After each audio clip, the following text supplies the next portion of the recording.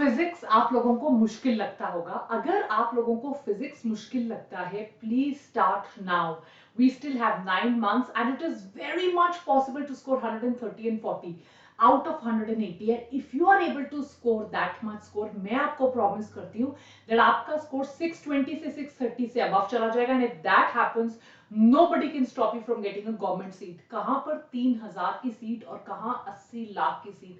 Even if your physics is weak, even if your 11th was weak, even if you don't like physics, please watch this 10-minute video and please ensure कि जो topics मैं आपको भी physics के बोल रही हूँ, at least ये वाले टॉपिक्स आप 100% कर लीजिए। With that let us start now.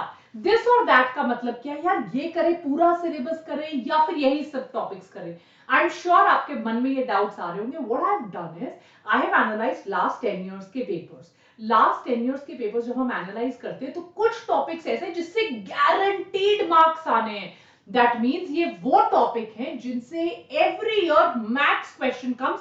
तो जो रेशियो है वो स्क्यूड है, लाइक पूरे सिलेबस से क्वेश्चंस आएंगे, इन 10 टॉपिक से इतने आएंगे और बचे हुए टॉपिक से इतने। So this is like the weightage. These are not 10 topics, these are 10 chapters, but they are very important. They are interconnected with each other. Some of them are very basic chapters, so even if you read them, आप दूसरे topics के questions भी solve कर सकते हो। So please don't take this video lightly and please do these chapters.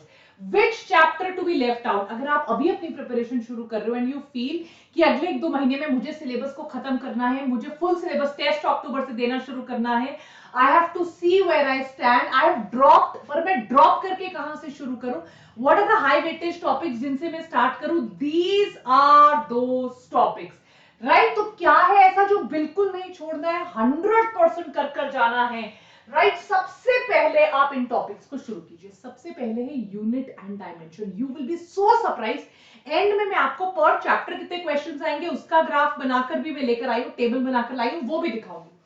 जो unit and dimension chapter है वो एक ऐसा चैप्टर है बच्चों कि यार जिस मतलब अगर आपने यूनिट और डायमेंशन कर लिया, आप इसकी एप्लीकेशन से बाकी चैप्टर्स भी सॉल्व कर पाते हो।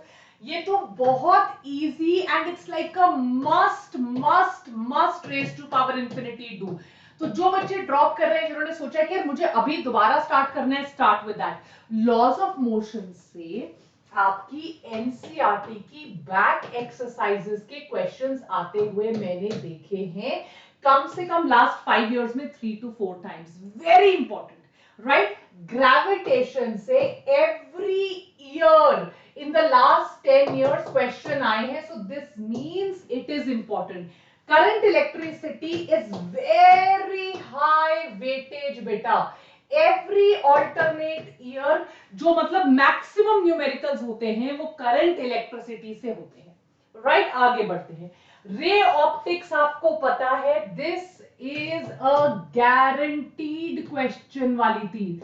आप प्लीज इसको निग्लेक्ट मत करो। रे ऑप्टिक्स, वेव ऑप्टिक्स से 110% क्वेश्चन आएगा, नॉट इवन 100%, राइट। रोटेशन से क्वेश्चन आएगा, dual nature is like 110%, semiconductor is 100।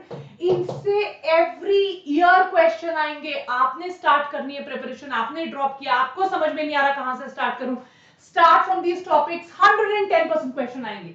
Wave optics से, right. Rotation is again very very important. Nuclei atom की प्लीज एनसीईआरटी रीडिंग करिए। इन topic से कई बार pure theory based questions भी आते हैं। एवरी पिछले 5 साल में 5 times ड्यूअल नेचर पे क्वेश्चन आया है, सेमीकंडक्टर्स पे क्वेश्चन आया है। सो प्लीज पहले ये वाले टॉपिक्स कीजिए, प्लीज पहले ये वाले चैप्टर्स कीजिए and then move to anything else. अब मैं आपको बताती हूँ चैप्टर्स की weightage which will help you analyse कि मैं कौन सा चैप्टर सोच सकता हूँ, थोड़ा सा छोड़ दूं, कौन सा ऐसा चैप्टर जो मुझे पक्का करना है। So let me tell you the weightage, right everybody. Mechanics से क्वेश्चन आते हैं 29%। So this is very important, very very important. Optics छोटा है और 11% क्वेश्चन ऑप्टिक्स से आते हैं। Modern physics is 18% of your MCQs. Electrodynamics is 22%, तो यही इज लगभग 50%।